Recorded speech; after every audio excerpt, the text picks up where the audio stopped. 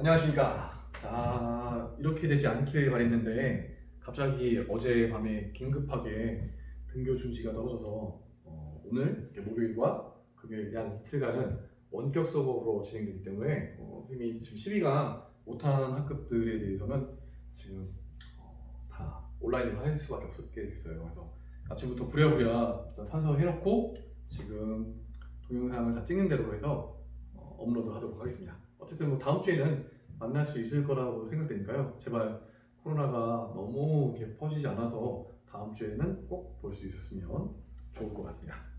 자, 오늘 보게 될 내용은 수능강 94페이지에 있는 일제 국권 침탈과 국권 수호 운동이라는 바탕이고 시기상으로는 우리가 지금 계속 10년 단위씩 봤잖아요. 그 전에는 1890년대, 그 전에는 1880년대 개항된 내용, 개화와 위정 척사운동 관련된 내용이었고 지금 12강은 1900년대와 관련된 내용입니다.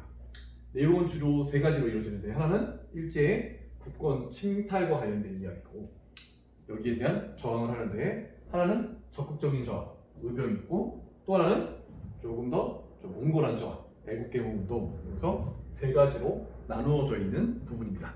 먼저 국권 피탈부터 좀 볼까요? 자, 국권 피탈. 수업 시간이면 좀 더 길게 하는데 좀 더 간략하게 할 필요는 있을 것 같아요. 자, 지금 우리나라 역사나 동아시아사뿐만 아니라 세계사적으로도 굉장히 중요한 전쟁이 하나 꺼져요. 1904년에 벌어졌던 러일 전쟁입니다.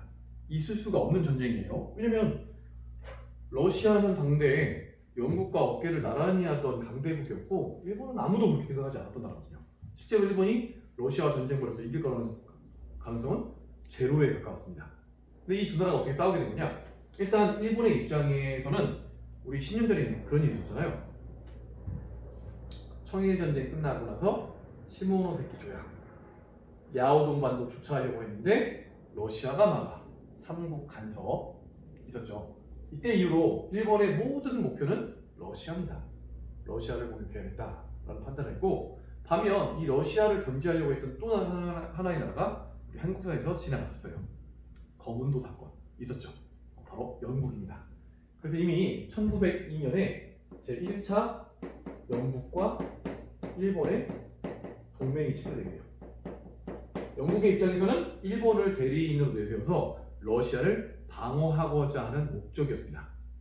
돈도 빌려주고요. 무기도 구입할 수 있도록 도와줍니다. 영국뿐만 아니라 미국까지도. 그래서 이 당시에 여러 그림, 만평 같은 것들을 보면 일본이 칼을 잡고 러시아를 찌르려고 하는데 뒤에서 누가 등을 밀고 있냐면 미국과 영국이 등을 밀고 있는 모습도 볼 수가 있는 거예요. 자, 그래서 러일 전쟁이 발발합니다. 러일 전쟁은 대한제국, 당시 국가가 대한제국이잖아요. 대한제국의 입장에서 봤을 때는 엄청난 위기입니다. 왜냐? 대한제국 자체가 러시아와 일본이라는 두 국가의 세력 균형 하에 서 있는 나라였는데 그 세력 균형이 끊어지는 정책입니다. 그래서 러일 전쟁이 발발할 때 대한제국이 제일 먼저 했던 일은 중립선언이에요. 우리는 그 어느 나라의 편도 들지 않겠다라는 선언했는데 이것을 가뿐하게 일본이 무시하면서 우리에게 강제한 조약이 있습니다. 한일 의정서라는 조약이었고 어떤 내용을 담고 있냐면 전쟁하니까 한반도가 주요 전쟁터가 될 거고 이 때문에 한반도의 군사적으로 중요한 지역을 일본이 마음대로 사용하겠다라는 것이 담겨 있는 조약입니다. 전쟁에 마음껏 이용하겠다는 거죠. 자, 그리고 이제 전쟁이 시작됐는데 일본은 이 당시 전쟁을 하면서 먼저 선제 공격을 했어요. 당시 러시아의 중요한 함대는 양 끝단에 벌어졌는데 한쪽은 저 발트해에 있었고요. 그 상트페테르부르크가 있는 그 지역 발틱 함대라고 부르고 발트해. 또 하나는 이 동해 끝에 극동 지방에 있는 함대인데 극동 함대가 어디에 정박해 있었냐면 러시아의 제일 중요한 도시 중에 하나인 블라디보스톡이 아니고요. 당시 청나라로부터 조차했던 야오동 반도의 끝 위순에 있었는데 일본이 이 위순을 공격하면서 전쟁이 시작되거든요. 그래서 초반에는 일본이 이길 수도 있는 거 아니야? 라는 생각을 갖게 만듭니다. 자, 일본이 승리할 수도 있겠다라는 판단을 하자 우리에게 강제한 조약이 하나 있으니 바로 제1차 한일협약이에요.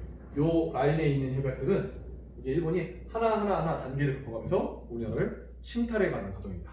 먼저 1차 한일협약을 체결했는데 한반도를 자신의 입맛에 맞는 국가로 만들기 위해서 일본이 우리에게 고문을 파견한 거예요. 일본인이 지정하는 고문의 의견을 받아들여서 외교와 재정과 관련된 일을 처리하는 거고, 이래서 파견됐던 고문이 사람들을 고문 파견됐다라고 해서 고문 정치라고 하는데, 이때 파견됐던 외국인이 바로 미국인 스티븐스라는 사람과 일본인 메가타라는 사람인데 뒤에 나오게 될 겁니다. 메가타의 경우에는 다음 장에 나오게 될 화폐 정리 사업과 관련된 인물이고, 스티븐스는 좀 이따 나올 거예요. 자, 이러고 있는 동안에 전쟁이 끝이 납니다. 러시아가 이길 수 없는 전쟁이었다면서요. 일본이 이길 수 없는 전쟁이었다면서요. 일본이 이길 수 없는 전쟁인데 러시아 함대가 저 발트해에서 인도양을 돌아서 바로 여기까지 도착할 때까지 걸리는 시간이 거의 8개월이에요. 그리고 지칠 대로 지쳐있는 함대를 공격해서 발틱 함대마저도 동해에서 일본이 격파를 합니다. 일본이 이길 수 있겠구나 라는 판단하에 미국과 영국이 발빠르게 일본과 동맹을 조약을 체결하게 돼요. 그게 몰래 체결한 바스라 테프트미랴. 야, 일본 너네는 한반도를 점령해. 우리 미국은 필리핀을 점령할게 라고 몰래 때문에 뭔가 서로 비겁한 거죠. 떳떳하지 못한 거죠. 조약이 체결되고 바스라 테프트미랴이고 2차 영일동맹을 체결하게 돼요. 이제 완전한 식민지로 만들려는 인도, 영국이 가질 테니까 한반도, 일본이 가죠. 제 2차 영일동맹입니다. 마지막 이제 전쟁에서 패배한 러시아를 끌어들여야 되는데 미국의 중재하에 포츠머스에서 조약을 체결해요. 포츠머스 조약인데 보통 전쟁이 끝나는 강화 조약은 배상금이 지불되고 땅을 자르고 막 이런 내용들이 있는데 일본이 러시아에게 승리했다고 하지만 러시아가 일본의 힘이 강한 게 아니거든요. 너네 전쟁이 졌으니까 우리가 너네를 끝장낼 거야! 라고 할 수가 없습니다. 그런 입장이었기 때문에 배상금이 없는 특별한 강화 조약이에요. 이게 배상금 바라보면서 일본이 빚을 내면서 전쟁을 했는데 이 러일 전쟁에서 일본의 그 군국주의자들, 전쟁을 좋아하는 이런 사람들한테는 일본이 세계로 나가는 중요한 전쟁일 수도 있지만 일본의 개인의 국민으로 봤을 때는 일본이 불행해지는 시작이라고도 얘기를 해요. 일본이 이제 계속적으로 전쟁만 할 수 있고 국가는 부강해지고 강해졌다라고 하는데 국민들은 점진적으로 가난해지는 모습을 보이는 대표적인 전쟁입니다. 자, 어쨌든 그 포츠머스 조약은 배상금이 없는데 다만 서로 러시아와 일본이 세력권을 선정하게 돼요. 그래서 지금 만주에 있는 장춘이라는 도시를 경계로 삼아서 그 이남 지방은 일본이, 그 이북 지방은 러시아가 각각 점유하기로 약속을 맺습니다. 다시 말하면 이제 미국, 영국, 러시아로부터 한반도를 점령해도 좋다라는 것을 인정하게 된 거예요. 그리고 나서 일본이 뭘 체결하면 제2차 한일협약을 체결하게 됩니다. 1차, 2차.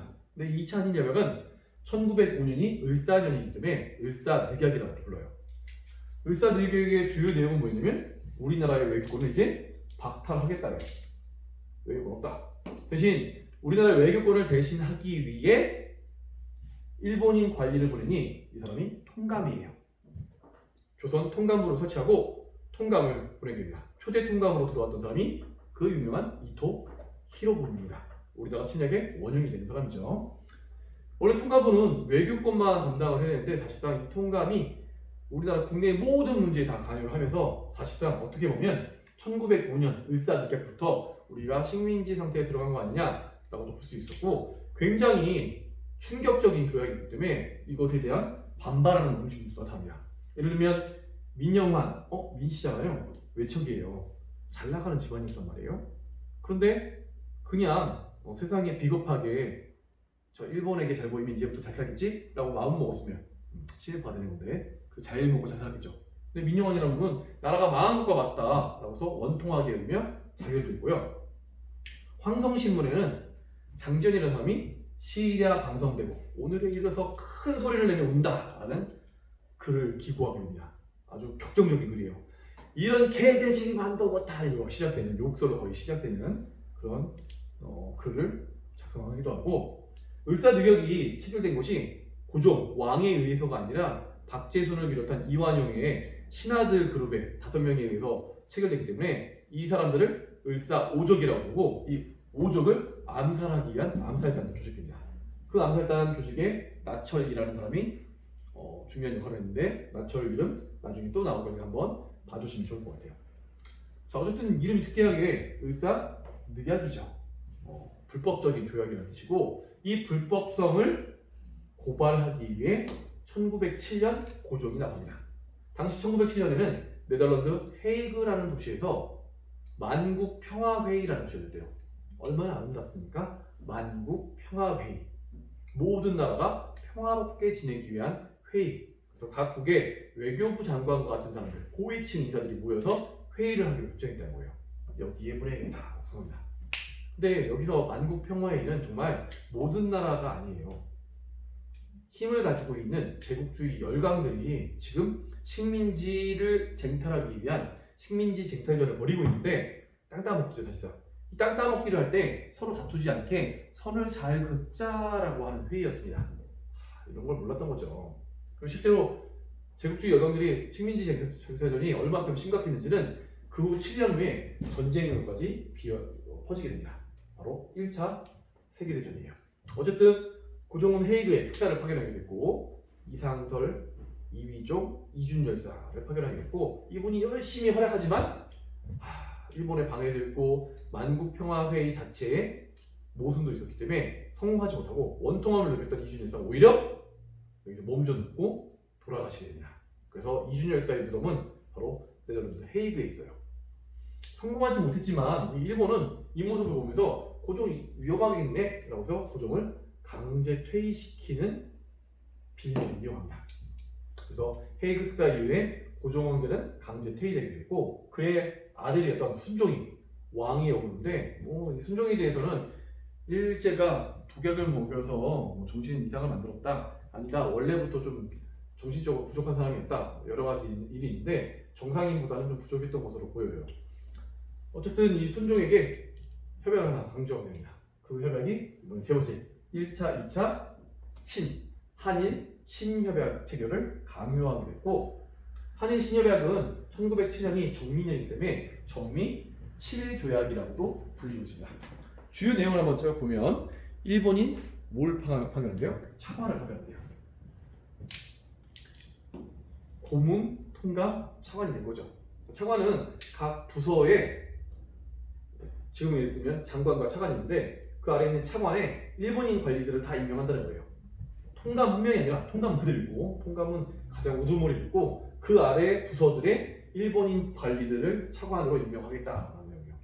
본격적으로 일본이 지배하겠다는 내용이고 여기 더 나아가서 군대가 군대이기 위해서는 스스로를 방어할 수 있는 자위권이 있어야 되는데 그 자위할 수 있는 군대를 해산한다는 거예요.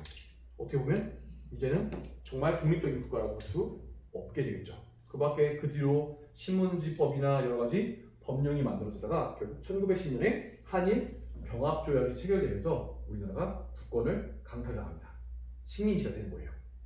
1910년이 경술년이기 때문에 이 사건을 우리는 경술년에 일어난 국가의 치욕스러운 일이라고 해서 경술국치라고 부르고 일본은 이제 아예 우리나라를 식민 지배하기 위한 기관을 설치하니 조선 총독부고 이 조선 총독이라는 사람이 통감이 없어지고 조선 총독이라는 사람이 마치 조선의 왕처럼 우리나라 위에서 군림하며 식민 지배를 하게 되는 겁니다.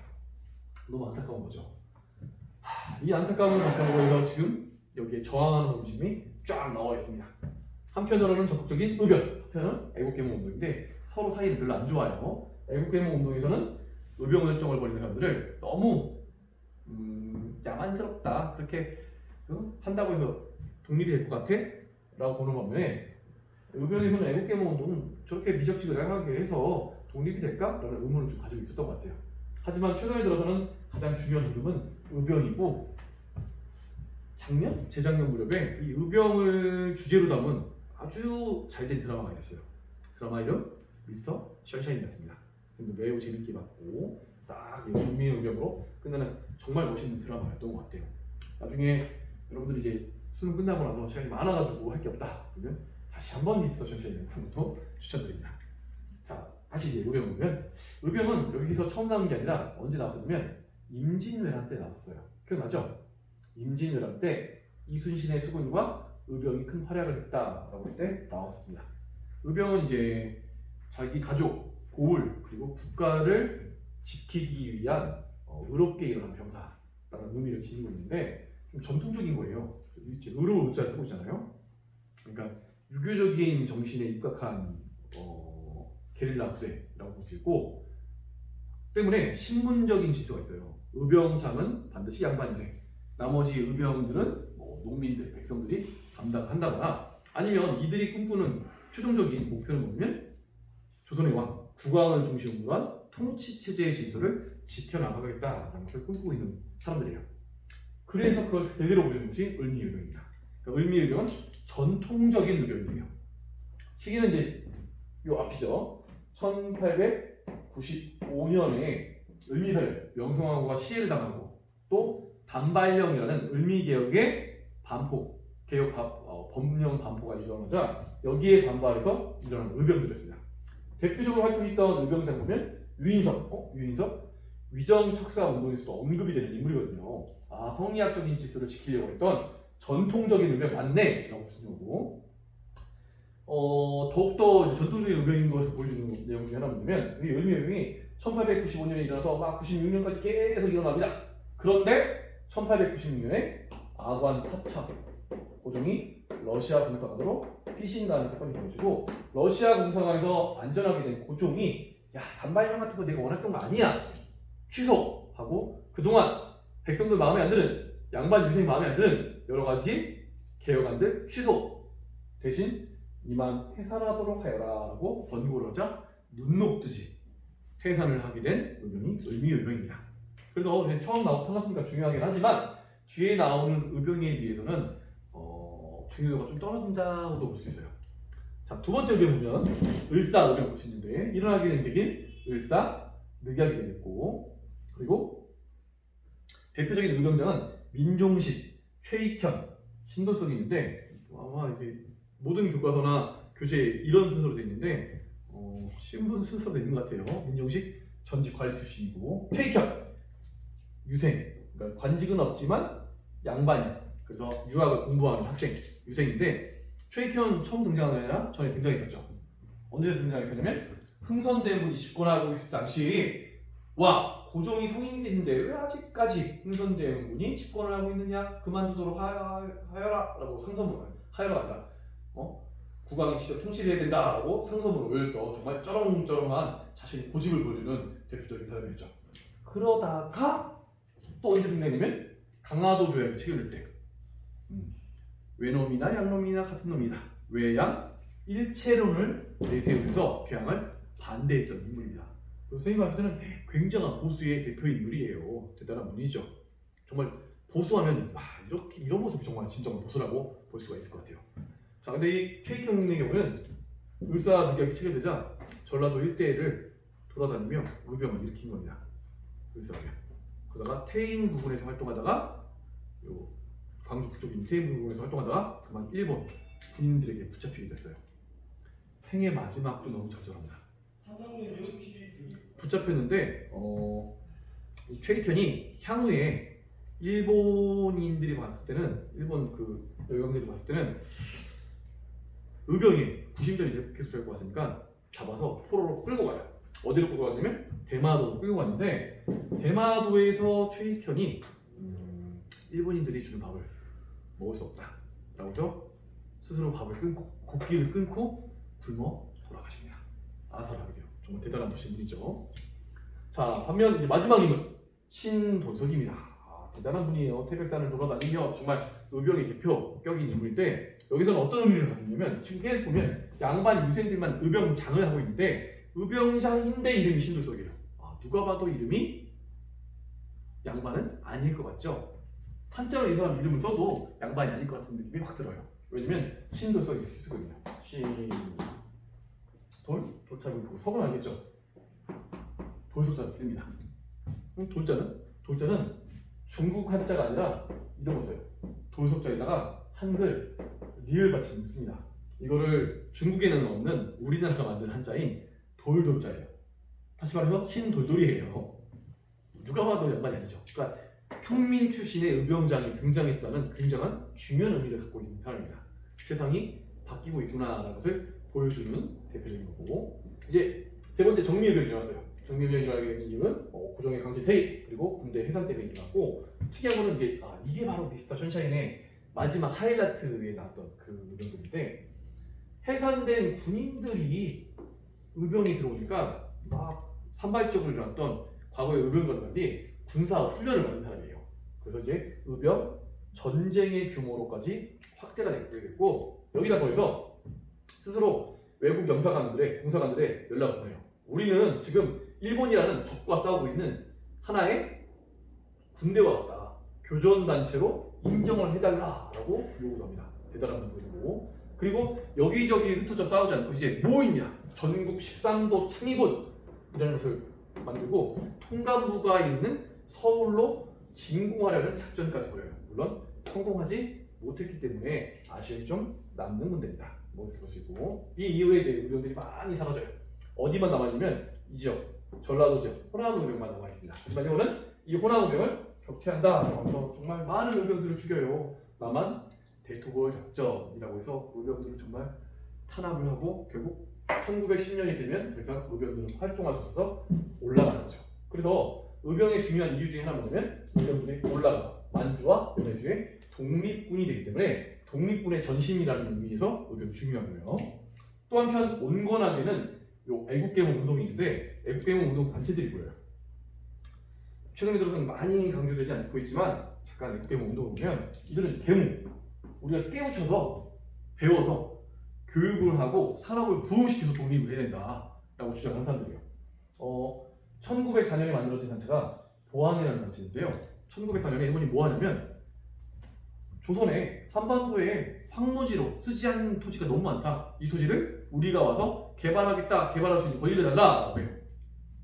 그게 정말 황무지를 개발하려는 거겠어요? 아니죠. 우리나라에 침투에 들어오려는 일종의 침략 작전인데, 이것을 간파하고 보안회가 일본에게 황무지 개발을 요구하면 개발을 주면 안 된다라고 해서 이것을 반대 시위 운동을 했고, 결과적으로는 반대가 성공됩니다. 하지만 이 이후로 일본에 밑보였기 때문에 1905년 보안회는 문을 닫게 되고요. 다시 이런 생각을 가지고 있는 사람들이 모여서 만든 단체가 헌정연구회예요. 헌정연구회는 입헌정치, 헌법을 바탕으로 정치를 나아가는 방법에 대해서 연구를 했던 사람들입니다.